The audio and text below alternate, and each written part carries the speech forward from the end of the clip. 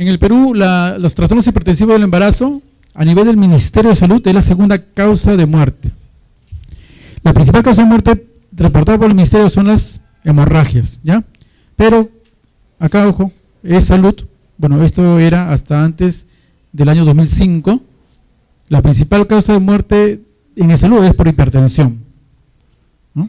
Será de repente, porque muchos son reportes, son como un centro de referencia, ¿no? En fin, bueno, no hay una causa específica, pero en el ministerio es la segunda causa y en el salud es la primera causa de muerte materna, de repente por las complicaciones que se producen. Pero a nivel nacional la principal causa de muerte son las hemorragias del lejos, ¿ya? Principal causa de RCU, incidencia hospitalaria varía de 3 a 15%, en la maternidad de Lima 10%, ¿no? O sea, como le decía, la incidencia 10% para todas las patologías del embarazo. Epidemiología igual 10%, en Estados Unidos también es así. Factores de riesgo. Primer embarazo, 3 veces más. Edad mayor de 40 años, 3 veces más, ¿no? Raza afroamericana, historia familiar de preeclampsia, hipertensión crónica, ¿no? Ya nos ponen alerta de posible desarrollo de la preeclampsia. La enfermedad renal, prácticamente 20 veces más de una paciente que no tiene este problema. Síntomas de fosfolipídico, diabetes mellitus y embarazo gemelar. Embarazo gemelar porque se supone que la preeclampsia es un problema de placenta, entonces más placenta, más área, obviamente mayor posibilidad de que desarrolle la preeclampsia. Y se clasifica en hipertensión gestacional, preeclampsia, eclampsia, ¿no? Algunos los dividen, los separan, eclampsia y preeclampsia. Bueno, es un entorno, ¿no? Preeclampsia, eclampsia. Hipertensión crónica y la preeclampsia que se sobrepone a la hipertensión crónica. Y hay un acápite actual en el año 2009, ya comenzó a hablarse de la preeclampsia típica, ¿no? Que es lo que, por ejemplo, ya sabemos que la preeclampsia es hipertensión más proteinuria. Entonces la preeclampsia típica es o presión sola o proteinuria sola, ¿no? Es aquella que no encierra, que no cataloga en el término exclusivo de preeclampsia. Lo pongo así en rojo y no vamos a hablar mucho de ella porque aún no hay un consenso, aún no está aceptado por los comités, ¿no? Cuando ya salga aprobado, pasará a ser de repente una categoría más. Entonces, algunas consideraciones al respecto: determinación de la presión sistólica en la fase quinta del ruido de Korokov, ¿ya? O sea, debe escucharse hasta que desaparezca el latido.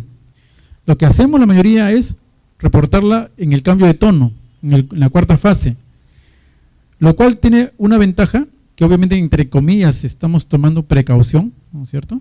O sea, estamos sobreexagerando o sobrediagnosticando preeclampsia, ¿no? Y lo segundo es que de repente, debido a eso, estamos también induciendo determinadas gestaciones que no corresponden, ¿ya? Entonces hay que tener bastante cuidado en eso, pero lo real es que debemos escuchar hasta que se aparezcan los latidos.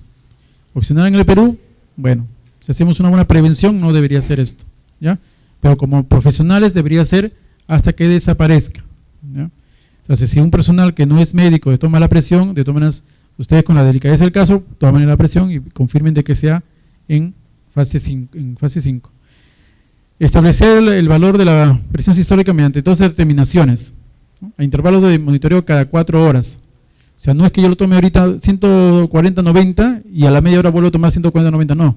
Tiene que haber por lo menos 4 horas de diferencia, ¿ya? Y la posición debe ser semisentada o sentada, puede ser, en gestante ambulatoria o en decúbito arterial izquierdo en gestante hospitalizada, especialmente en el brazo derecho, ¿ya? No en el izquierdo, ¿no? Que está más cerca del corazón. En este caso lo refieren, según acá el National del año 2000, en el brazo derecho. Entonces vamos a ir hablando un poquito de cada una. Hipertensión gestacional es aquella presión de 140-90 después de las 20 semanas, puede persistir en el posparto, ¿no? Si persiste después del posparto, se llama hipertensión transitoria. O sea, hipertensión gestacional solamente dura hasta el momento del parto. Si hay presión alta y ausencia de proteinuria, pero estamos una semana después del parto, 2 semanas después, pero 3 semanas, se cambia el nombre de hipertensión transitoria. La hipertensión crónica también es aquella tensión arterial por encima de 140-90, pero antes de la semana 20 de gestación y que persiste después de las 12 semanas, ¿ya? Y acá se caracteriza porque no hay proteinuria tampoco.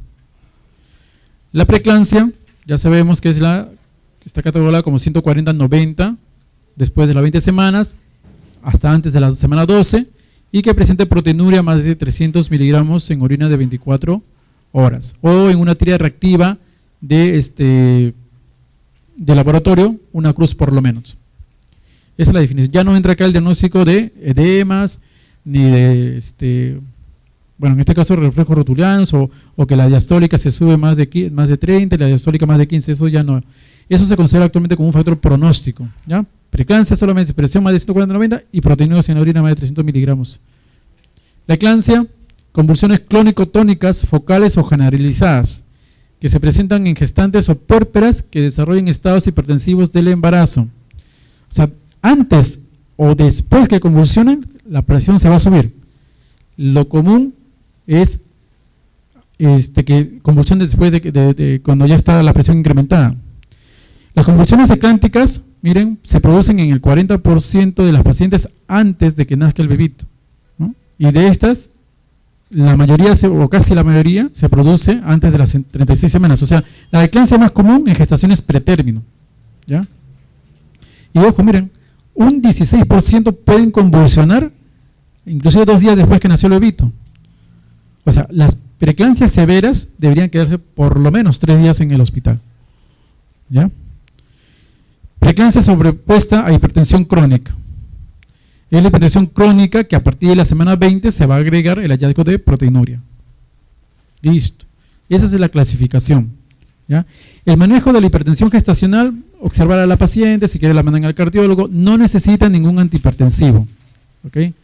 La hipertensión crónica, si ya la paciente tiene su tratamiento, hay que cambiarle de repente el antihipertensivo que tomaba para el metildopa, que también lo vamos a conversar más adelante. Y si es una hipertensión crónica que se agrega la preeclampsia, es lo que vamos a conversar ahorita. Preeclampsia. La epidemiología, incidencia, prevalencia, la preeclampsia está en el 6-8% de la población general, se presenta en el 14% con pacientes ya con antecedentes de preeclampsia y el 24% de antecedentes familiares de preeclampsia, ¿ya? Y la eclampsia se presenta de 1 a 5 por 10.000 nacidos vivos en países desarrollados y de 6 a 100 por 10.000 nacidos vivos en países subdesarrollados. Lamentablemente, pues, nosotros, el problema es que no tenemos unos buenos sistemas de salud, ¿no? Por ejemplo, en países desarrollados, detectan una presión, la asistente social, la enfermera va al domicilio de la paciente a monitorizarla. Acá se va y nunca más la vemos sino hasta después que convulsiona. Patología de la placentación, que es el problema supuesto de la preeclampsia. Células migratorias invaden paredes de arterias espirales destruyendo elementos elásticos, musculares y nerviosos de la media vascular. Luego se incorporan a la pared vascular reemplazando al endotelio de las arterias espirales. De esto acá que de repente así no se entiende, ¿no? Porque hasta yo mismo me aburro de leerlo, lo vamos a ver acá. Las células trofoblásticas son así gorditas, redonditas, ¿ya? Van a ir invadiendo, van a ir reemplazando a estas células flaquitas, debiluchas, llamadas células endoteliales. Y esto se hace en dos momentos muy importantes, y eso se llama llamado como oleada. La primera se produce entre la semana 6ª y 8ª, después de la fecundación, es el primer avance de células, y la segunda es a finales del primer trimestre, entre la semana 14 y 16, ¿ya? Y es una invasión más profunda, ya llega al tercio de la pared uterina y ahí sigue invadiendo, ¿ok? Entonces, estas células trofoblásticas tienen que invadir, tienen que reemplazar, en otras palabras, a las células endoteliales. La alteración inmunológica materna contra el trofoblasto, ¿no es cierto?, es posiblemente una de las causas de por qué se desarrolla esto. O sea, esto que dice fisiopatología posiblemente sea también una explicación de las teorías, de la teoría inmunológica, de por qué se produce la preeclampsia. O sea, como que el cuerpo de la mujer no lo tolera, no permite ese cambio. Por lo tanto, va a originar una placentación defectuosa con disfunción y daño de las células endoteliales maternas. Los cambios morfológicos y la reactividad vascular son detectados desde la semana 14, mucho antes de la hipertensión, proteinuria y otros síntomas que se expresan clínicamente. Ojo, o sea, nosotros vemos preeclampsia a partir de la semana 20, pero prácticamente desde la concepción ese bebito o esa gestación ya está determinada si es o no si va a ser o no preeclampsia, ¿ok? Clínicamente nosotros vemos la molestia de la preeclampsia a las 20 semanas, pero desde que ya se está produciendo estas oleadas, ya están produciéndose poco a poco los cambios. ¿Ok? O sea, clínicamente la preeclampsia se sabe o se determina a partir de las 20 semanas, pero desde el punto de vista inmunológico ya se sabe, o genético se sabe desde el momento de la concepción. Entonces, ¿qué es lo que pasa? Esto es lo normal, ¿no es cierto? Va reemplazando. Pero acá, en los pacientes que tienen preeclampsia y RCU, no pasa eso. Las células no pueden reemplazar a las células endoteliales del miometrio, por lo tanto, estas siguen teniendo baja resistencia, por lo tanto va a aumentar la presión. Estas células de acá hacen que tengan, se vasodilaten entre comillas, por lo tanto van a tener un mayor flujo sanguíneo, una menor resistencia. Acá tienen mayor resistencia, por lo tanto va a tener mayor problemas de hipertensión. Hipótesis de por qué se forma la preeclampsia, 4 hipótesis, de las cuales prácticamente solamente se ha quedado con 2. La maladaptación inmune de la mamá o la causa genética. ¿Ya? La isquemia placentaria y los otros más que todo tratan de explicar ya la parte fisiopatológica, pero prácticamente todos están concentrados en estos 2 rubros, que es genética o es inmunológica, pero que a la larga creo que va a ser las 2. Tiene tanto de genético como de inmunológico. Porque lo inmunológico definitivamente depende de los genes, pues, ¿no? Tanto hombres como mujeres que fueron productos de un embarazo complicado por preeclampsia tienen significativamente más posibilidad de tener un hijo producto de un embarazo complicado por preeclampsia. ¿Qué significa eso? Si el esposo de la señora, mejor dicho, la suegra en este caso, hizo preeclampsia y producto de esa preeclampsia nació su hijito y este hijo se casó con una señora, ella puede hacer preeclampsia por la rama paterna, ¿no? Por eso es que se está pensando que la preeclampsia tiene bastante componente genético. Preeclampsia leve. Ya hemos hablado de lo que es. Académicamente nosotros dividimos la preeclampsia en 2 tipos, la leve y la severa, ¿no? Pero el manejo al final, o mejor dicho, nos permite hacer un manejo diferenciado. La leve, una presión 140-90, después de las 20 semanas, con orina, con proteína 3 gramos, 0.3 gramos por litro en orina 24 horas. Y la preeclampsia severa es aquella donde ya hay un compromiso materno, o sea, ya hay mayor daño endotelial, daño de órgano blanco. Hay cefalea persistente, la cefalea tiene que ser tipo casco, hay trastornos visuales, la famosa fotoxia, ven las lucecitas, las chispitas, más que escotoma, los escotomas es que ven negro, ¿no? Pero principalmente son fotoxia, lo que ven son chispitas. Hay dolor epigástrico persistente, hay dolor en el hipocondrio, que nos puede estar hablando de una ruptura hepática, hay edema pulmonar, hay oligohidramias como consecuencia del daño placentario, obviamente el bebé está pequeñito. Desde el punto de vista ya de la signología, la presión se incrementa en la preeclampsia severa sobre 160-110, la proteinura ya son más de 2 gramos, ya no son 300 miligramos, son 2 gramos para arriba, la creatinina se incrementa en el embarazo, la creatinina se considera normal en el embarazo hasta 0.8, ¿ya? 0.8 es normal, límite superior para una gestante, no como la no gestante que puede ser 1 o 1.2 si es normal, no, en caso de una gestante hasta 0.8 es normal. Las plaquetas comienzan a disminuir, hay alteración de las transaminasas, hay la famosa hemólisis microangiopática y desde toda esa cadena en un cuadro de oliguria por daño renal. Entonces, ¿qué vamos a pedir pues a la paciente? Tenemos que pedir toda la batería para que nos confirme lo que hemos hablado, el daño endotelial, el daño a nivel del sistema vascular, sanguíneo, a nivel del sistema hepático, perfil renal, el examen de orina, está asociado la infección urinaria con preeclampsia también, y la proteína 24 horas, ¿no? Dentro del tratamiento, en forma general, hecho el diagnóstico de preeclampsia, se culmina el embarazo. O sea, preeclampsia igual culminar el embarazo. Pero ¿de qué depende eso? ¿En qué momento? ¿Cuál va a ser la vía? Va a depender de lo que vamos a conversar. Como medida general se debe instalar una vía endovenosa para hidratar. No se olviden de que, ¿por qué hay proteinuria? Porque el glomérulo renal pues, se ha dañado, ha dejado pasar las proteínas y las proteínas algunas al agua, por lo tanto el intravascular se está depletando. Entonces nosotros tenemos que hidratar el intravascular, porque si no vamos a producir más daño al medio interno. Nifedipino debe ser administrado 10 miligramos vía oral si la presión se incrementa por encima de 160-110. No se debe dar nifedipino sublingual, produce cuadros de isquemias marcadas. Ha sido reportado ya varios casos internacional, y acá en el hospital hemos tenido dos residentes mujeres que han hecho problemas al administrarse nifedipino sublingual. Hidralazina es el antihipertensivo de elección, pero no se dispone en el Perú, así que tenemos el metildopa como alternativa. El metildopa es un medicamento para la hipertensión crónica. Lo que pasa es que nosotros peruanos somos bastante ingeniosos, hemos cogido la metildopa para darle tratamiento a las preeclampsias severas. no nos olvidemos que las preeclampsias severas se diagnostican y se culminan, no tenemos por qué darle antihipertensivos. ¿Cuándo se le da el antihipertensivo?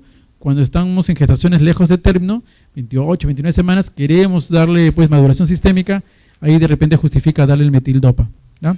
Los inhibidores secas están contraindicados, ¿no? Su uso durante la gestación. Producen daño renal con lo consiguiente oliguria y oligohidratos fetales. El sulfato de magnesio solo en caso de preeclampsia severa. El sulfato de magnesio no debe administrarse en caso de preeclampsia leves. Monitoreo del medio interno, perfil de coagulación, la lámina periférica, las pruebas hepáticas, etc. Acá, mantener la diuresis, hay que observar la diuresis por lo menos por encima de 30 centímetros cúbicos por hora. Menos de 30 centímetros ya estamos hablando de daño renal. Cualquier entidad que me confirme un daño de órgano blanco, transaminasas muy elevadas, oliguria, creatina incrementada, se acabó el embarazo independientemente del tiempo de gestación. Daño materno igual a culminar el embarazo. Igual que de repente en la placenta previa, gestaciones a término y pretérmino, acabamos la gestación, ¿ya? Salvo que haya duda, por ejemplo, en la semana 34-36, que el bebito esté maduro porque son de madres diabéticas, por ejemplo. En la semana 28 a 33, igual que en la placenta previa, si es una preeclampsia que es controlada con los antihipertensivos, le damos un efedipino, le bajó la presión, ya no se le está subiendo, la proteinúria me ha salido elevada, pero en el rango, por ejemplo, de menos de 1 gramo, no me ha salido 2 gramos, las pruebas hepáticas están ahí estabilizándose, entonces puedo darle tiempo a este bebito para que reciba su dosis completa de corticoides. Una vez que se completó la dosis, se acabó el embarazo igual. Durante el tiempo de monitoreo, chequear bien a la mamá, al bebito con sus latidos fetales, su monitoreo fetal, su ecografía para ver el perfil biofísico, análisis auxiliares, bueno, las pruebas de preeclampsia que ya se señalaron. La evaluación multidisciplinaria, porque aquí depende, también tiene que ver el luciólogo, muchas de estas pacientes terminan en la UCI, tiene que ver el neonatólogo, el pediatra también, ¿no? Una cosa es el neonatólogo simple y común y otro es el neonatólogo luciólogo. Es otro manejo diferente que tienen en su UCI. Culminar la gestación inmediatamente de complementar la maduración fetal, ¿no? Ahora, igualito que de repente que en el DPP debe favorecerse la vía vaginal. Salvo que haya intervención obstétrica, se hace la cesárea. Preeclampsia severa no es sinónimo de cesárea. Gestaciones pretérmino, igualito. Bueno, conducta expectante, se descompensó la mamá, se acabó el embarazo. Algunas consideraciones del volumen sanguíneo. En el embarazo normal hay un aumento del 40% del volumen sanguíneo, ¿no? Aumento de los eritrocitos, hay aumento del volumen plasmático. En el trastorno hipertensivo del embarazo hay una disminución más bien del volumen plasmático, de un 9%, y se eleva hasta 30-40% cuando es severo, y disminuye 50% el flujo uteroplacentario por esos cuadros de RCIU. La administración de sulfato de magnesio. Paciente debe tener doble vía, una donde se administra pues cloruro solamente y el otro donde se administra el sulfato. Y hay que ponerle una sonda vesical, una sonda Foley siempre cuando administremos sulfato de magnesio porque es nefrotóxico. Hay que hidratar primero a esa paciente.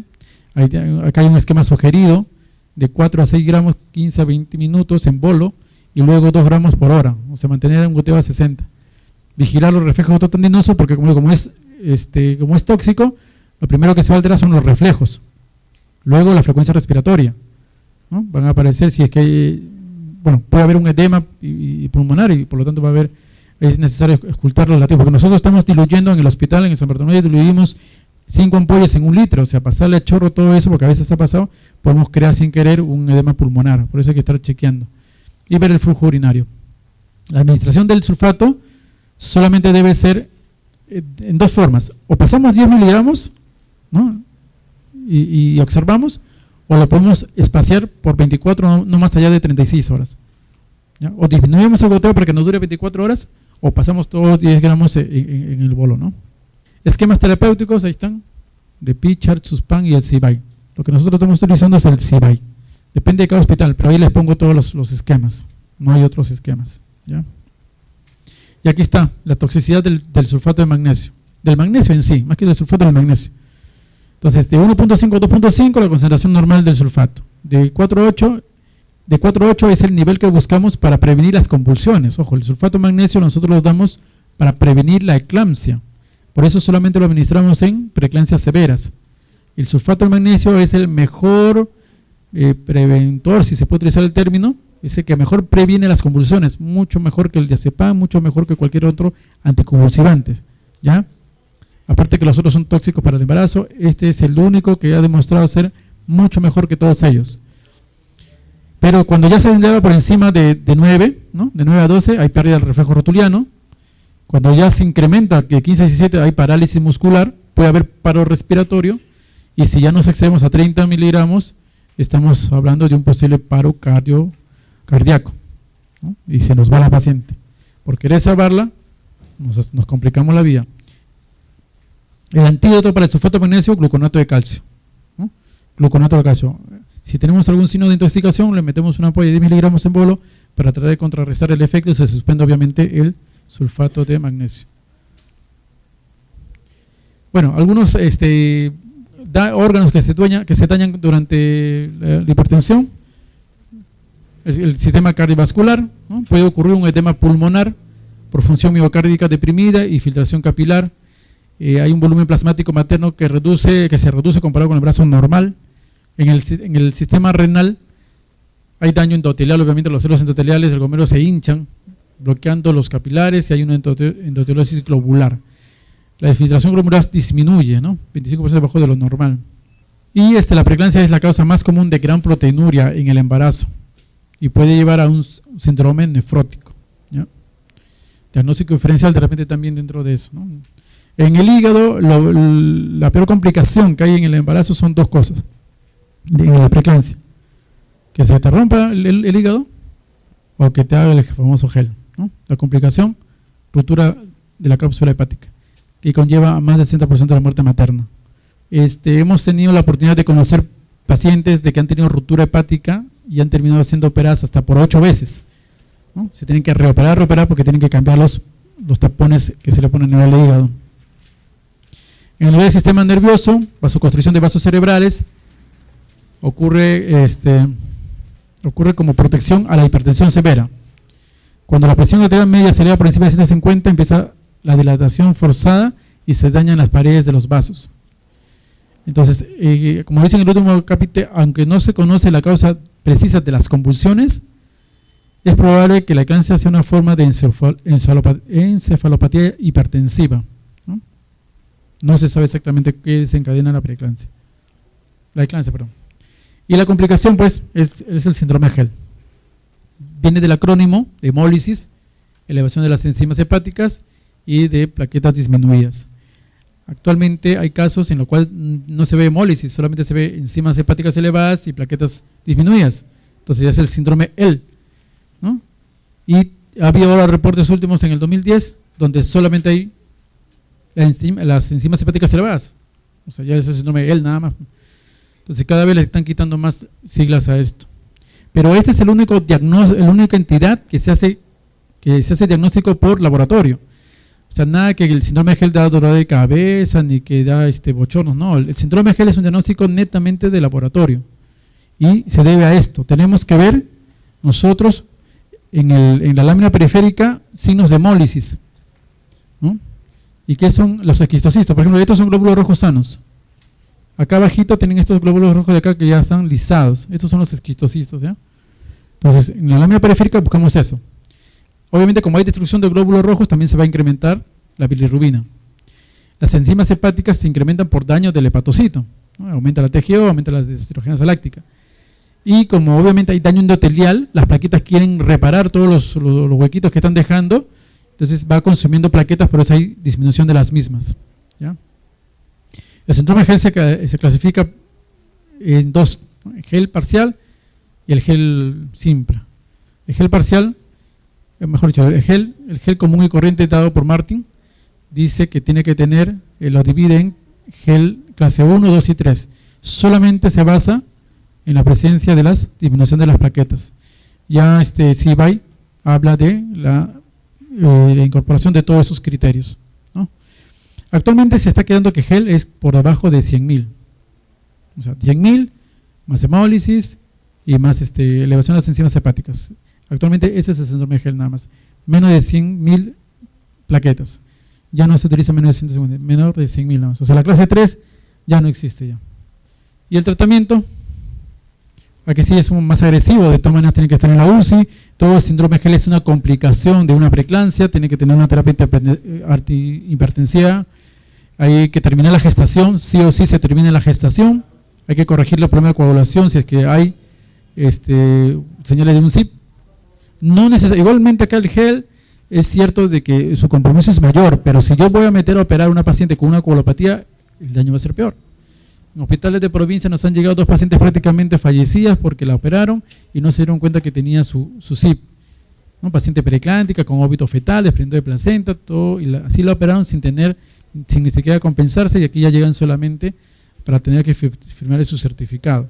Se administra el corticoide para aumentar la concentración de plaquetas en el esquema de 10, 6 miligramos de dexametasona cada 6 horas.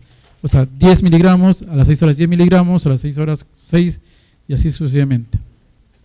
Y una tomografía para el diagnóstico de si hay un mayor compromiso en el abdomen. Ahí terminamos con eso.